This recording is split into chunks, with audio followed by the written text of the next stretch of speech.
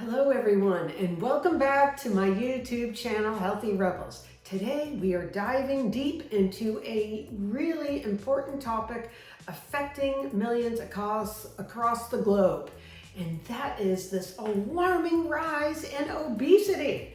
I mean, for one thing, in the past just 50 years, these obesity rates have skyrocketed. In the US, we have about 70% or more people are now considered overweight, while 40% or more are considered to be obese, according to the BMI. But here is something else also shocking, that about 90% or more of Americans are battling with metabolic health issues. In today's video, we are diving in to one of the most recent theories unraveling the cause of obesity. And we are going to explore why this theory deserves your attention and deliberate, actionable steps that you can start implementing today to make sure that you do not become a part of these alarming statistics. So buckle up for this journey into understanding obesity a little better and arming yourself with some practical strategies to combat it.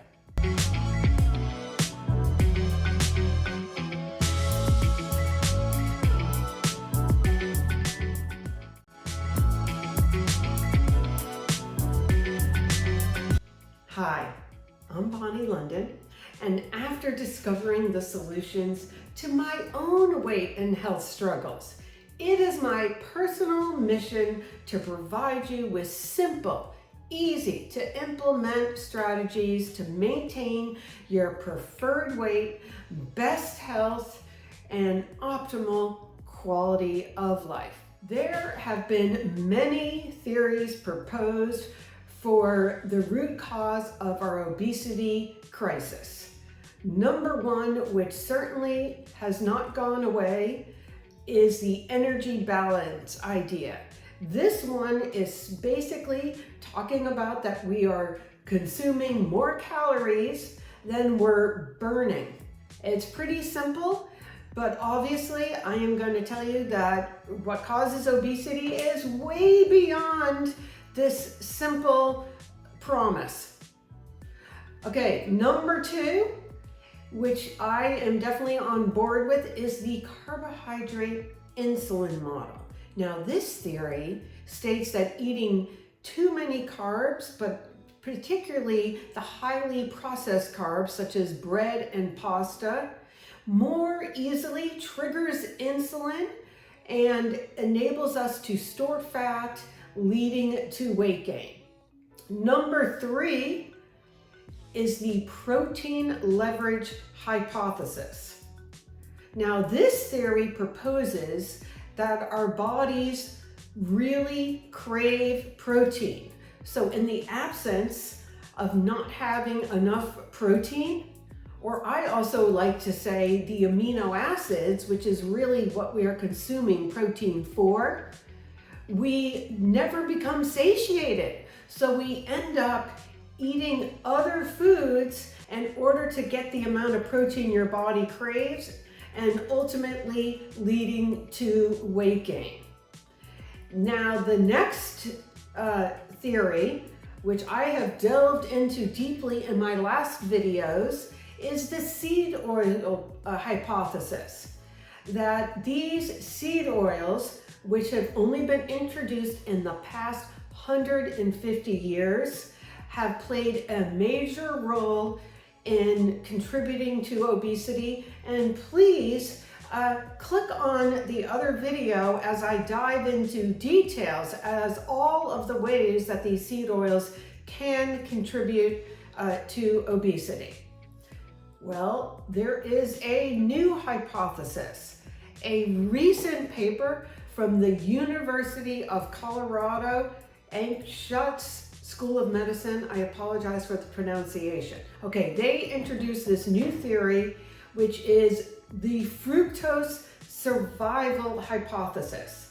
Now, this theory suggests that this particular sugar called fructose messes with our energy system, making us feel hungrier, less satisfied after eating, and causing us to eat more.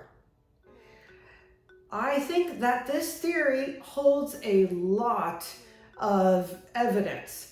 Just looking through this through an evolutionary lens, it makes a lot of sense.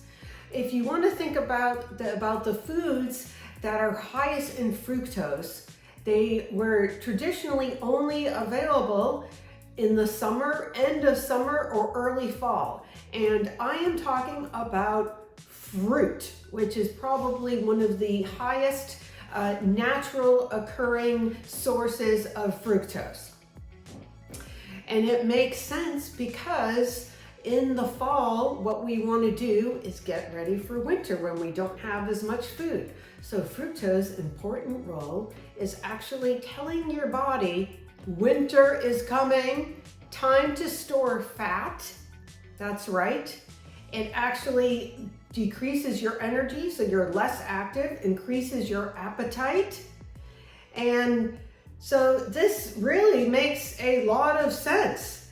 Now, in our modern world, of course, not only do we have access to fruit 12 months out of the years, but even more problematic is the introduction of the processed fructose in the form of something called high fructose corn syrup.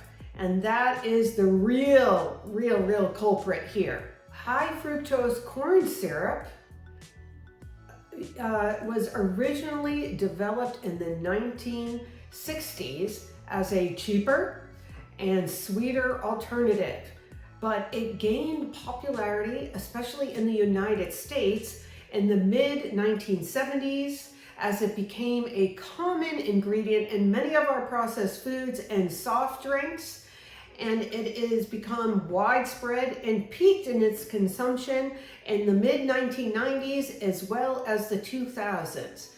Interesting how it does seem to correspond with this increasing epidemic of obesity. Maybe it's just a coincidence? I don't know, something to think about. Before I go into the top foods that contain high fructose corn syrup, I just want to mention that I am not indicating or implicating fruit as part of the obesity problem, because fruit consumed with all of its fiber and phytonutrients can still be part of a very healthy, a balanced diet and even support weight maintenance. Now I am going to share with you the top foods, and there's many of them, that may contain not just fructose, as I was mentioning, but really more dangerous, the high fructose corn syrup. Because it is my goal for you to live in spring all year long, how we used to do it evolutionarily. Okay, number one on the list, probably not a surprise, would be sodas and soft drinks. Number two, many packaged and processed foods, such as, crackers, cereal, snack foods. My suggestion, as always, is to look at the ingredients. I don't care what it says on the outside. All we care about is what's in there, because something is in there that is making it taste good so that you will eat it. Number three on the list, condiments, such as ketchup, barbecue sauce, and even, this is one of my big bugaboos, salad dressings. You think you're eating a healthy salad, and then you're pouring some high fructose corn syrup on it. Number four, baked goods. Of course, cookies, cakes, pastries, but even bread, things that are savory, meaning that they're not sweet. Even those foods have high fructose corn syrup in it. So again, check your ingredients. And as I was mentioning, whole fruits are fine, but you gotta beware of the canned fruits because frequently in the syrup, that's right, high fructose corn syrup. Number 6, breakfast cereals. What a way to start your day using some high fructose corn syrup just to get going. And once again, as I was mentioning earlier, is that actually this kind of carbohydrate, the fructose, actually takes your energy away. So it is the last thing you want to do at breakfast. Number 7 is yogurts. Once again, if you see anything that says not just fruit, but vanilla flavored, you really need to turn it around and see what is in it that is making it sweet. Number 8, of course, desserts, which in ice cream, you need to look. Again, sugar would be preferable, just regular sugar. We really want to try to look specifically for this man-made processed high fructose corn syrup. Now, even jams and jellies, you think they're sweet enough with the sugar, but even then can be added even extra high fructose corn syrup. And ironically, energy and sports drinks. And I say ironically because, again, we understand now the science that these sweeteners actually take your energy away. It might give you a boost in the moment, but then you're gonna crash and burn later. So again, always look at the ingredients. I don't care what they say, it's gonna give you a boost of energy. And yes, candies and sweets, which no one is thinking is helping our weight here, but the point is, if you're gonna eat something sweet, eat the real thing. Number 12, juices and juice-containing beverages.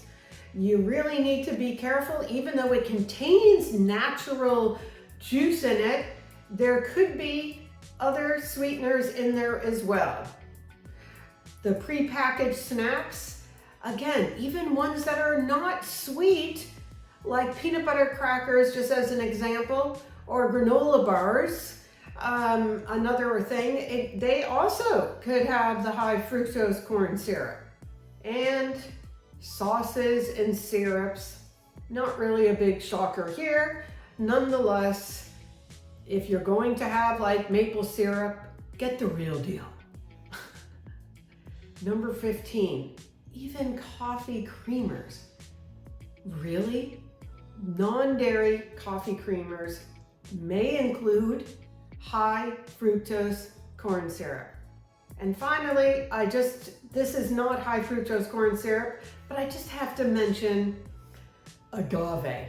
If anyone has ever heard of agave, it was promoted several decades ago as a healthier alternative to sugar because it is pure fructose.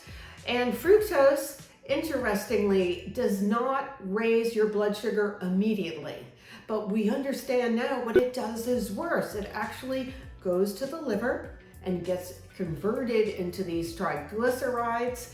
And so because your sugar doesn't go up a little bit, you do not feel satisfied and you end up being hungry. So anytime you see agave, please put it back on the shelf.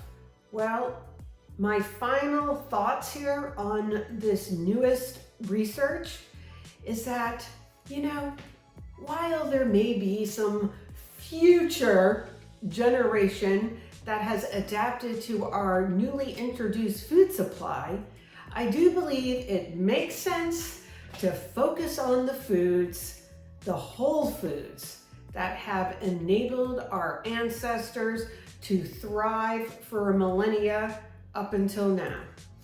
Thank you. If you have found this helpful, I would love to hear your comments below, how you might use any of these suggestions, and please subscribe, give me a thumbs up, and also I am giving away a free dining out cheat guide because we didn't even talk about this today, but yes, these foods, fructose, is also lurking out at restaurants. So thank you. I will see you in the next video.